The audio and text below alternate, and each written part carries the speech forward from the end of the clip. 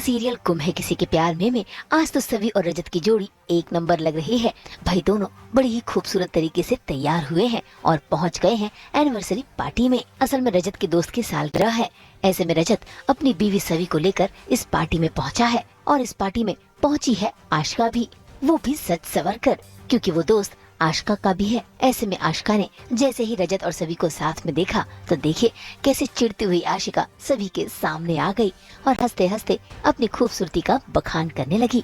इतना ही नहीं, वो तो अपने कान में पहने इयररिंग्स को भी दिखाने लगी और ये इयररिंग्स किसी और ने नहीं बल्कि रजत ने ही उसे तोहफे में दिए थे, क्योंकि आशिका सभी को जलाना चाहती है।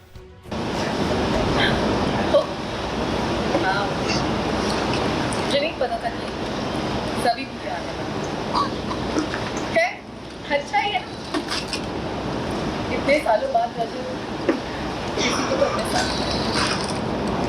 अदरवाइज वो तो हमेशा मेरे ही था। किसी को नहीं, अपनी वाइफ को के साथ। She is my wife.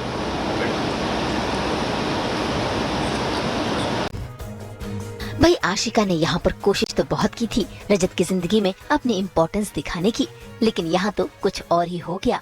चिड़चिड़ाया रजत अपनी सभी का हाथ थामे आशिका के सामने से ही चला गया। ये देखकर आशिका चिढ़ गई और गुस्से में आकर उसने चली अगली चाल, वेटर को दे दिए पैसे ताकि वो वेटर सभी की साड़ी पर जूस गिरा दे। हाँ, ये तो ऑब्वियसली अब सवी और रजत काफ़ी खुश नज़र आ रहे हैं ऑब्वियसली। तो अब बीच में गुस्से कहाँ आशिका, बिकॉज सवी जब आसपास रहती है रजत के तो रजत आशिका को बिल्कुल भी भाव नहीं देता और ये चीज़ आशिका को पसंद भी नहीं आती। तो वो सवी के ड्रेस पे वाइन गिरा देती है सो दैट सवी सीन से बाहर हो जाए थोड़ी समय के लिए और फिर वो तब तक में अपना काम कर दे। भाई आशिका तो बार बार रजत को अपने होने का एहसास दिलाना चाहती है, इसीलिए अब वो लेगी बच्चों का सहारा, जिसको लेकर रजत कहीं न कहीं पिघलेगा।